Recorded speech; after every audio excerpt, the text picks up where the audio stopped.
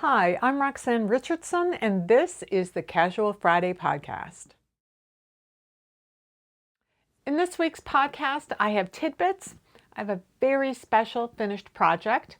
I'll update you on how my finish at February has gone, and I have an update on handspun yarn for the farm I volunteer at. So let's get started. This first tidbit showed up in my Blue Sky social media feed. It's a post from Dr. Isabella Rosner, who's a textile historian. The post features an alphabet book made in an internment camp during World War II. It's called PEMMY'S alphabet book, and it was made for a little girl named Pem Hagers. Pemmy's family was separated when they went into the camp. Her father went to a camp for men, while she went to a camp with her pregnant mother. Her baby sister was born in the camp. This book is entirely made from textiles. The primary maker was likely Mies Albersberg, the mother of Penny. Mies was born in Sumatra to Dutch parents and grew up there. Her family later moved back to the Netherlands, but when she was an adult, Mies returned there where she met her husband. The book is a copy of a popular Dutch children's book, but it's made entirely of textiles. The book was likely made in secret because as the war progressed, these sorts of projects were banned, and eventually the book was donated to the Rijksmuseum in Amsterdam. You can download a PDF that provides the context for the book, what is known about the makers and the materials used, and where you can see every single page of that book. The textile book was based on a published children's book that was very popular at the time. I'll link to Isabella Rosner's original post on Blue Sky where I first learned about the book, as well as to the article about it at the Rijksmuseum website. This tidbit came to me from Louise via email.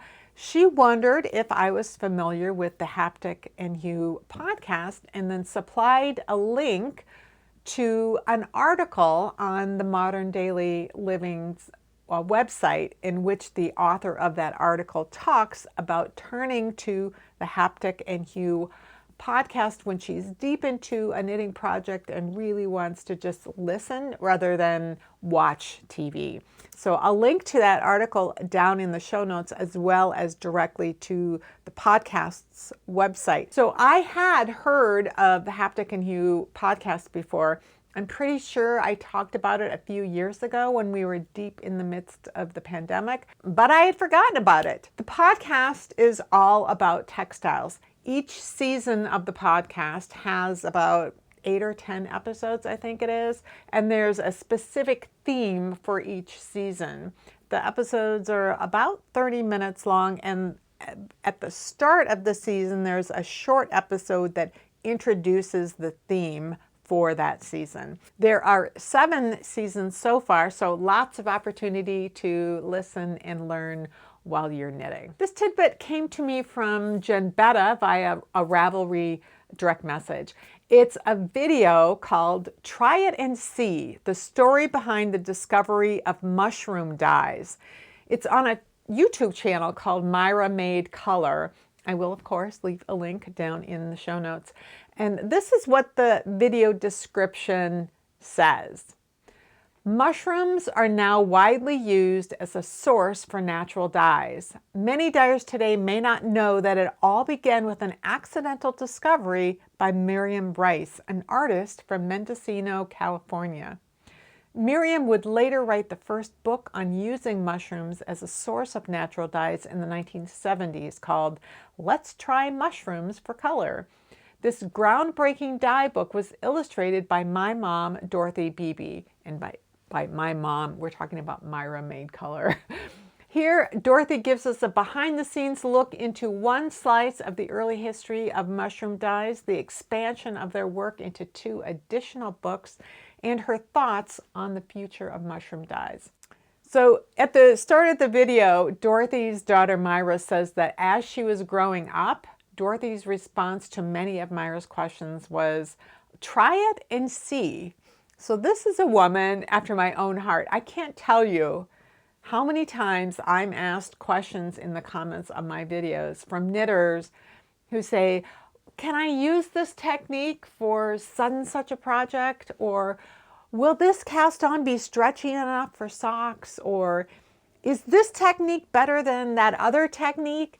And my response is always swatch it out and see what you think.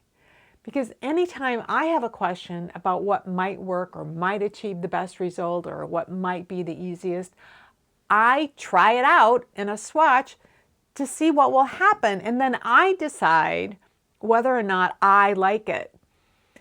First of all, you just learn more by doing an experiment yourself rather than having somebody tell you. But second, what is doable or best or stretchy enough for you may not be for somebody else. You have to try it and see. I was really surprised at the range of colors that mushrooms could produce. I would have assumed that if they could produce color, it would be in various shades of beige, but I was wrong. So if you are someone who is interested in natural dyeing or just interested in learning about someone else's approach to learning, you might really enjoy this video. It's about 50 minutes long. One of the issues with living in the climate I live in, which is Minnesota, is the range of temperatures and humidity over the course of a year. Our winters can result in temperatures well below 0 Fahrenheit with a real feel temperature even lower. Just a couple of weeks ago, the temperature was somewhere around -10 Fahrenheit, which is about -18, I think, Celsius. But the real feel temperature was -30 Fahrenheit. So when the temperatures are that low, there is very little moisture in the air. And that can affect the behavior of things made from wood, like my spinning wheel and other equipment that I have.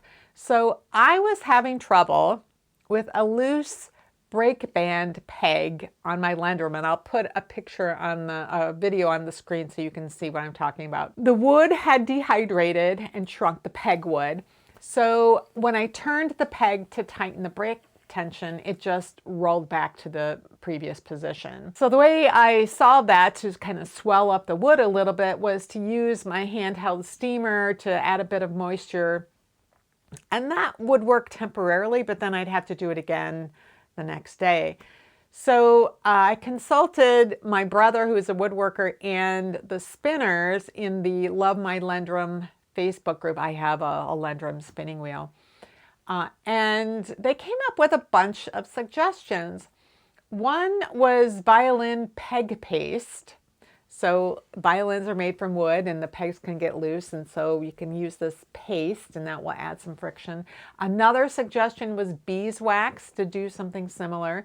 So again, both of these would add some friction to the peg, and it seemed like good ideas. My brother, again, he's a woodworker, told me to humidify my office, or I could hang the peg over a glass of water overnight. So the peg wouldn't be in the water, but it would be hanging above the water, which would cause the wood to absorb some of the water as it evaporated. But the best suggestion was one that I just couldn't believe I hadn't figured out on my own, because it's a solution that someone else used on something I own to solve the same problem. So a few years back, I went to a weaving and spinning retreat, and the first night they had like a marketplace. So people could set up little tables where they were either selling products that they made, or they might be selling used equipment and fiber that they no longer wanted. So I bought a used Niddy Noddy for $5, and this is the Niddy Noddy. So if you're not a spinner and you're not familiar, a Niddy Noddy is a tool that you use to wind your finished yarn off of the bobbin and into a known hank size. So this one right here, you turn the, I don't know what you'd call these braces or whatever at the top, so that they're 90 degrees to each other. And you wind the yarn around here off the bobbin, and the full route going all the way around is 2 yards. So I can count them as I go, and then double that number. So if I got 100 times around it, I would know I had 200 yards. And they come in different sizes, so you have different known lengths. The problem was that these pegs were loose. They have to be able to rotate. And what she had done, I don't know if you can see, that there's some fiber stuffed in here to kind of tighten up the pegs. So that was the solution the spinners in the Lendrum group proposed. Use a bit of fiber around that peg to fill that space. And the reason that I like this solution better than any of the others is because if I'm sitting down at my spinning wheel and my brake peg is too loose, I have the ability to fix the problem right there in my hands, because I'm going to have fiber I'm about to spin right in my hands. I don't have to use another tool like my steamer or a room humidifier, or wait overnight for water to evaporate into the peg, or get a hold of any sort of product that I can apply to the peg. And when spring comes and the humidity goes up and that peg is then too tight, I can pull that fiber out and then it will function as it should normally. I just thought I'd share that with you in case you ever come up into a similar situation. I think the reason that it didn't occur to me is because someone else had solved that problem. So I hadn't done it personally before, and I've had this for 5 years, I think, close to 5 years, and I don't even think about it anymore. So that was a little lesson, but it's a great trick. I don't know how well it would work with just yarn, but certainly a little bit of roving or comb top would work, and it doesn't take much. This is Finish It February, and my plans for Finish It February were to fix these 2 sweaters that I had knit last spring and summer. But I knew in the back of my head that there was potentially another project that I would want to work on in February. It was an unfinished project that I had been working on in December. Back in August of, I think, 2023, I heard about this organization called the Loose Ends Project. It's a nonprofit charitable organization, and their goal is to finish the unfinished projects that crafters leave behind when they die, so they can finish it for the families. Or finish projects for knitters who are still alive, but whose health makes them unable to complete the project. They might have arthritis or dementia, or have some other health issue that makes it impossible for them to continue the project. And so you are finishing it for them. And so it'd been well over a year that I'd signed up to be a volunteer, and I'd never heard anything. I follow their social media accounts, and I would see things, you know, that people got matched up with and they completed them. And I wondered, I wonder if I'll ever get a project, because they have way more volunteers worldwide than they have people submitting projects, which is kind of a good thing, because once someone submits a project, they can find someone. And they try to find, well, they match people up based on the craft that the volunteer is familiar with and their expertise level. And then on top of that, they try to match up with somebody who lives in the area, so that you don't have to ship this precious item off to somebody else. You can hand it off to them in both directions, and you can take pictures and things when the items are complete. So I got an email at the very beginning of December asking if I wanted to complete this project for a knitter whose health had gotten to the point where she couldn't finish this project. So they had a picture of the pattern and where she was so far in it, and the comments from the knitter, who said she felt that it would be something that a more experienced or advanced knitter would be able to handle, but it would take somebody with a higher level of skill. And they asked me if I wanted to do it, and I immediately said I'd absolutely want to do that. And they said, okay, that's fantastic. I'll introduce you by email. You're both in Minneapolis. And so I immediately emailed, and I said, I told what neighborhood that I live in, but I was willing to drive anywhere to meet her. I could go to her house if that was the easiest for her. We could meet at a library or a coffee shop, a public place, whatever she was comfortable with. And, I told her what my neighborhood was, and she's like, I live in the same neighborhood. So she lives 2 blocks from me. So I just went over the next day or so, just walked to her house, and we chatted for a half an hour or so. She showed me the crafts that she works on. She's still able to knit sort of more simple things, and she mostly knits for other people.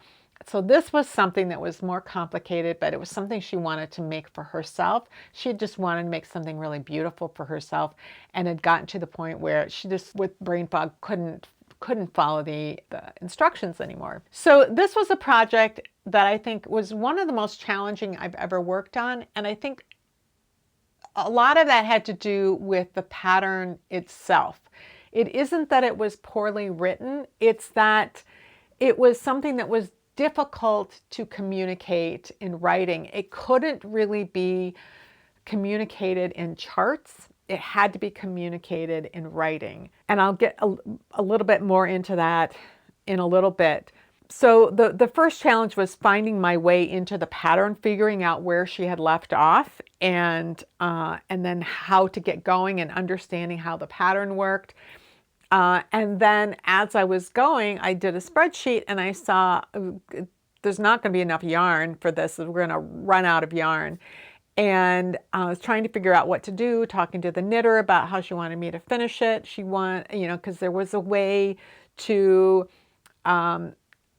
stop the final section early based on the amount of yarn left, and then continue on finishing up with the yarn that was left. And I said I could do that, or I could try to find additional yarn that would coordinate with this project so that I could do the full length of it. And she really preferred to have the full length. So I had to find yarn that would coordinate. It was a gradient yarn, beautiful gradient yarn, and I had to figure out a way to do that. So I was asking various Ravelry groups, Facebook groups, and including the private Facebook group for people who are actual finishers who have projects to finish for the Loose Ends project. And several people said, why don't you contact the original dyer? She's wonderful. I'm sure she'd help you.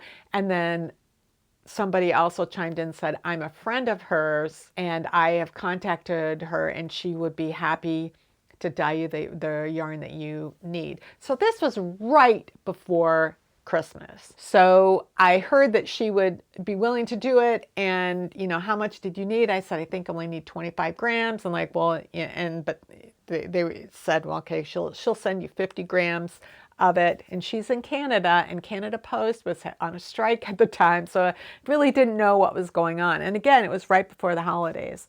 So sometime in the first week or so of January, I got like the invoice or the receipt of my purchase, which was $0, telling me that it would be shipping soon. And then it explained that, when you order something, usually it could take, because she custom dyes everything, it's 4 to 6 weeks, depending on what it is. So I thought, okay, sometime in the next few weeks, it would get shipped out. And then, of course, it had to deal with shipping from one country to another and all that. So it took about 2 months from when Shireen at the Blue Brick agreed that she would do it to when I actually received the yarn. So I received the yarn last week, and she did not send me 50 grams. She sent me more because I finished the project and I still have 60 grams.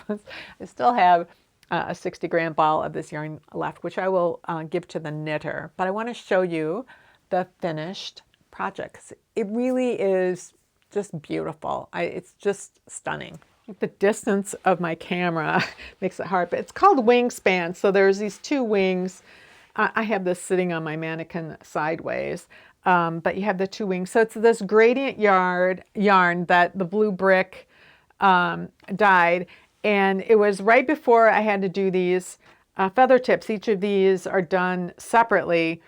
So I had a little bit of this gray that had been transitioning from the purple, and so she dyed the gray yarn, and I was able to do each of these feather tips. This was an amazing project, but it starts with, a certain number of feathers. I'm not sure how many, because I started somewhere down here. It was in progress. I did the 2 long sections of feathers and the feather tips. But the number of feathers changes as you transition.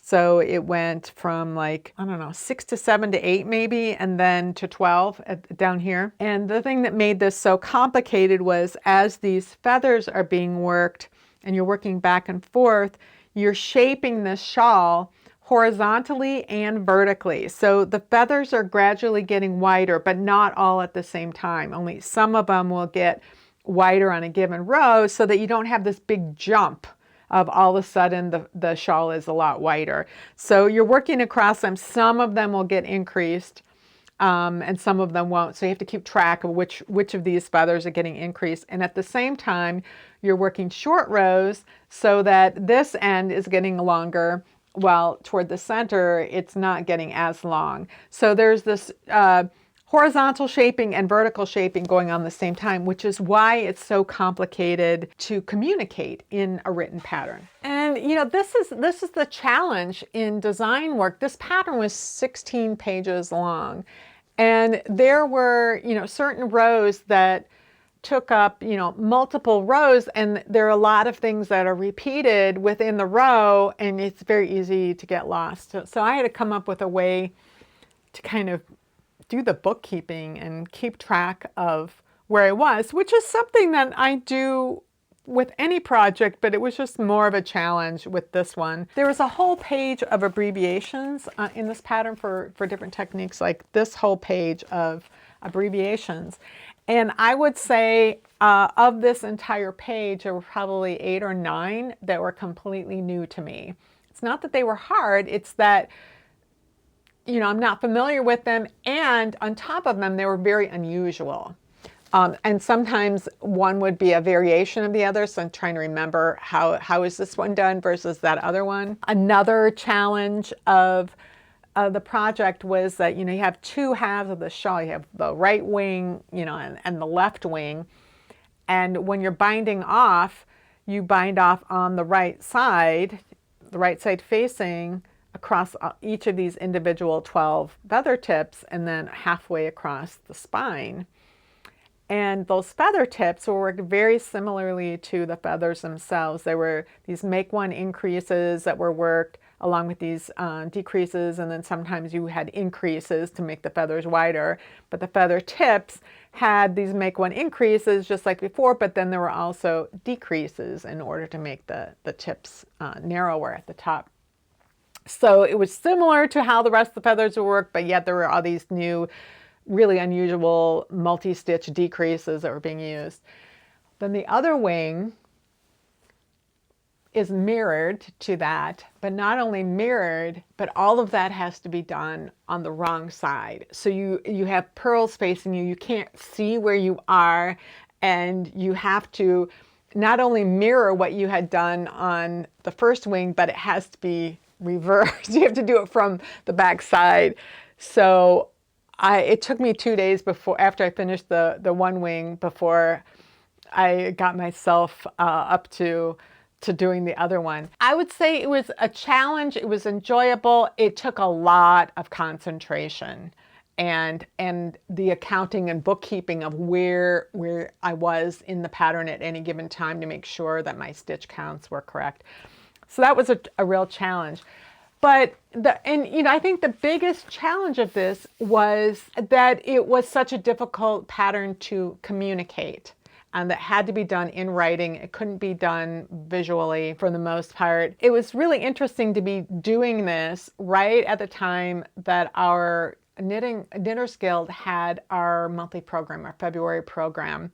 We had a woman named Margaret Holzman. I talked about her sometime in the pandemic. She came out with her first book called Geometric Knit Blankets, and they were kind of based on quilt type designs and really innovative. She's a retired engineer. She worked at Bell Labs for years and then JPL. She's got an incredibly creative mind. And she talked about her design process for a blanket that's going to be, it's in test knitting phase right now, and be released at the end of March. And she's like, I'm going to talk about my design process for this. And I thought, really? You're going to spend 45 minutes talking about how you designed this? Like, didn't understand. And it was fascinating. If you were in charge of programming for your guild, I would totally recommend Margaret Holzman. It was an amazing program. But she talked about how she, came up with this idea for this blanket. And then she is like, how am I going to knit these elements? Like, how am I going to execute this? And so she generated like 3 different ideas, and she went through them, and she has criteria about whether or not this is what's going to be used in the pattern. And one is, does it look good when you do it this way? Is it relatively easy to accomplish? And can it be communicated easily? Are these techniques that the average knitter would know, or could easily learn, either through written instructions, or she's got a YouTube channel where she will describe certain techniques. And so she went through her 3 ideas, and the first one was like way too fiddly, and there's some other problems. The second one, again, was really fiddly. And when she got to the 3rd one, she's like, if this one doesn't work, I'm going to have to give up on this particular idea. And luckily that one did work.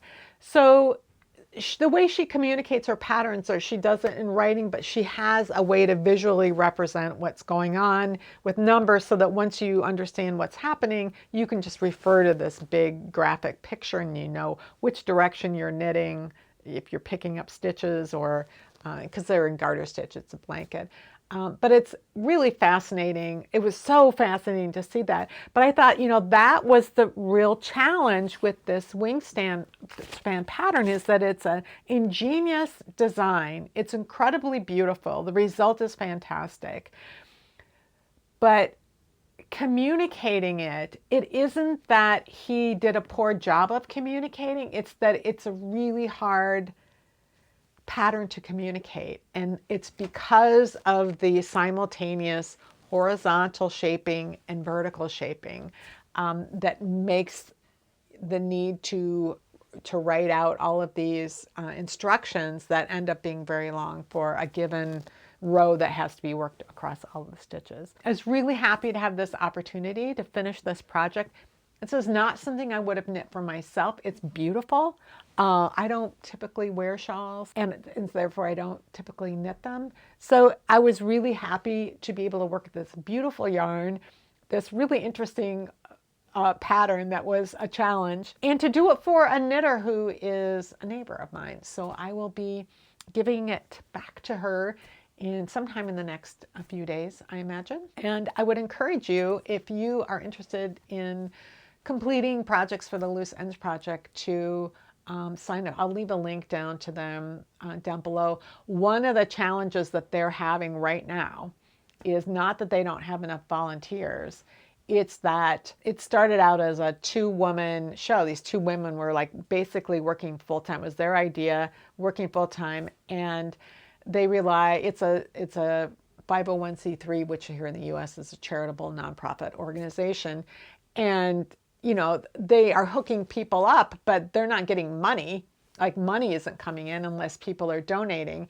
And they had an agreement with Joann Fabrics that you could round up at the register. So if something was $10.79, you could round up to $11, and that rounded up amount would go to the Loose Ends Project.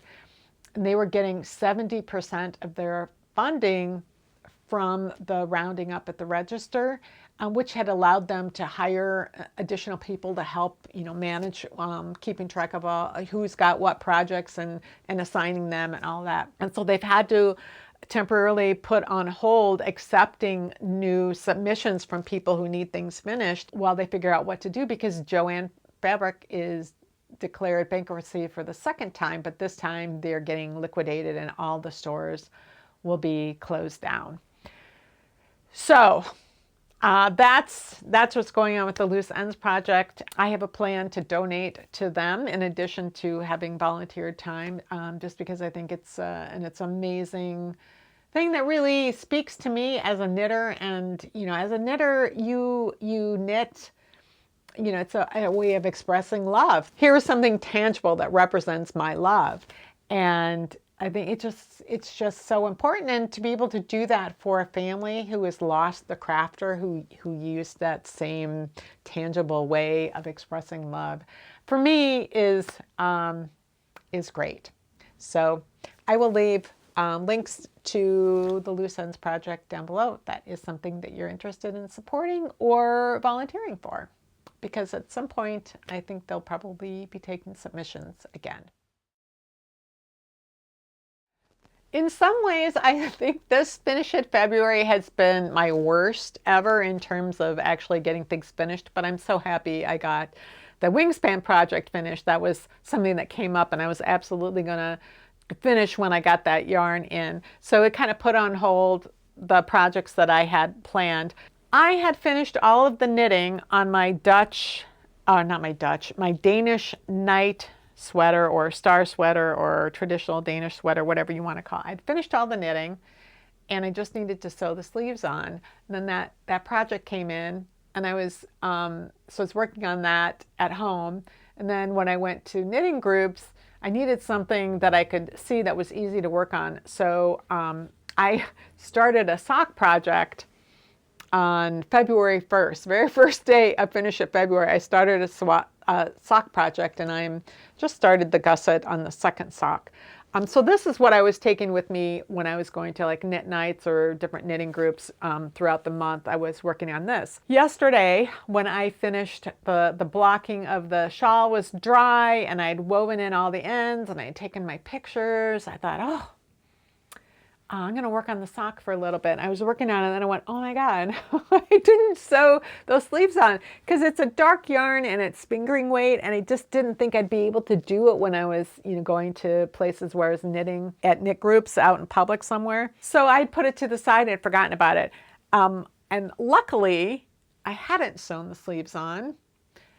Because yesterday I thought, oh, you know what, I should try the body on and then put the sleeves and just see, you know, make sure the sleeves are long enough. This pattern, which is from this book, Traditional Danish Sweaters, this pattern was designed by one of her, Vivian Hawksbrough's students.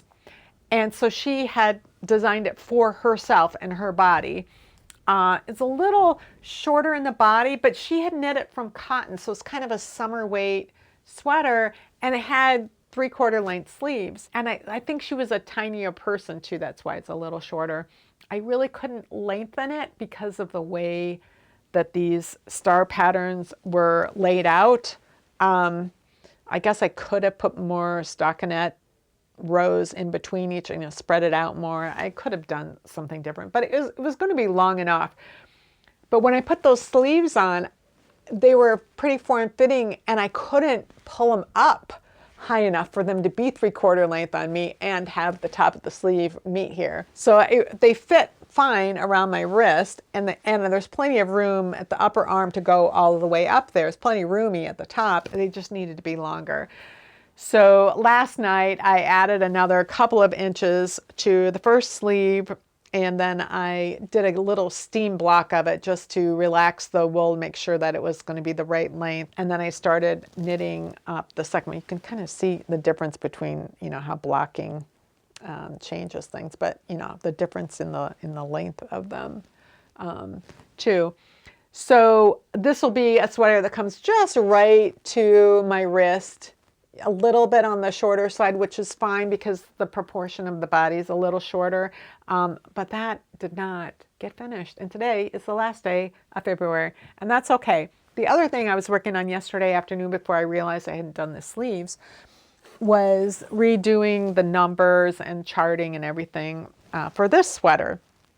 So this is a sweater that's made, it's like my first hand spun sweater. I didn't process the wool on this.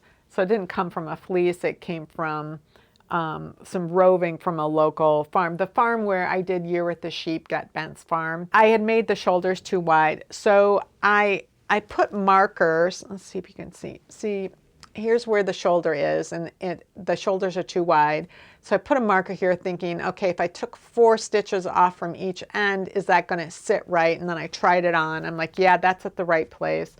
The other problem I had with it is that the sleeves seem kind of puffy at the top. And I was thinking, oh, am I going to need to reshape them?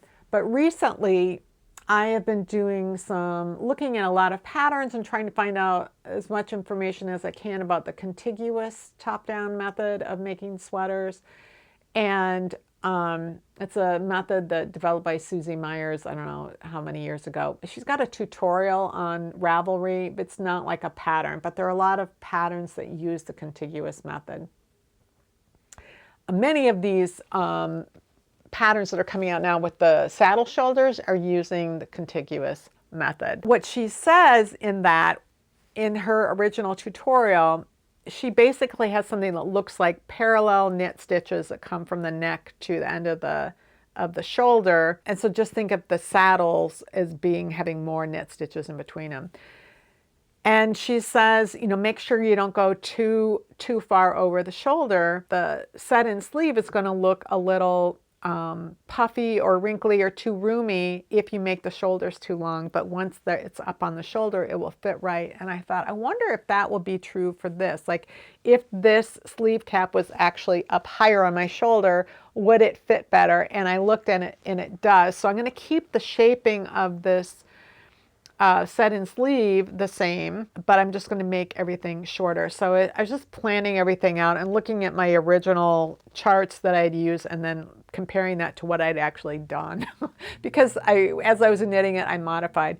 So I did not use the contiguous method for this, if that's what you're wondering. This is simultaneous set-in sleeve method that is worked top down. So the other thing I'm looking at doing is not making the neck quite as deep as it is, and I think it ended up deeper because I ended up making this first gray section longer than I'd planned, and then I just dropped the neck further. So these are the numbers that I'm figuring out. So as we go into March, I'll be working on this sweater. I will get that Danish sweater finally finished, and at the same time that I'm working on this and restarting the knitting on this. So that is my update for Finish It February. For all of the people, all of you viewers who have been participating in Finish It February, if you are posting what you have finished or fixed in February in my Ravelry group, there are 2 threads for Finish It February. One's a chat thread where people can chat and talk and share pictures, do whatever they want. That thread will be open indefinitely. So if you've been, working on something and then you keep working on it, but you don't get it done till the middle of March and you want to let people know, you can do that in there. The other thread is a no chat thread. And that one is only for posting photos. Before and after is always great if you can do that, of things that you finished or fixed in February. And that one will be closing when I get up tomorrow morning. I will close that, so you won't be able to post that one anymore. And then next Friday, I will have a special Casual Friday that will be the annual video montage of everything that my viewers completed for Finish It February.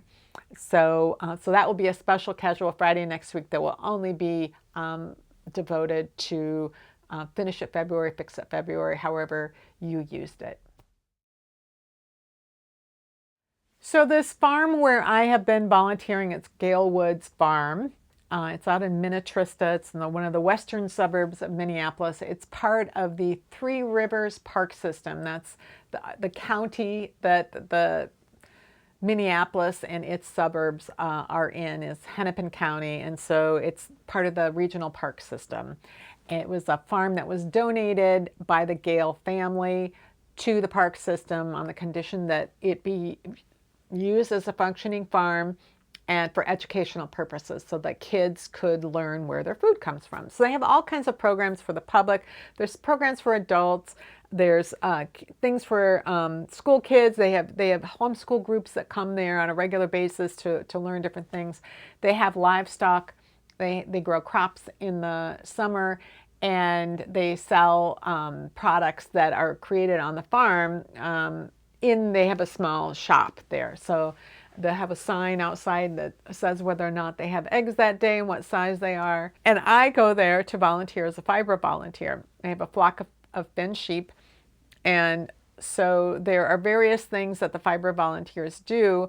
They either prepare kits that are going to use for classes that are being used by the public, or kits that are being sold in the shop, and it's like usually wet felting or needle felting kits. They also, the fiber volunteers make products like dryer balls and wet felted coasters and hot pads and various different things. Oh, felted soap things. So they use the wool for a lot of different things.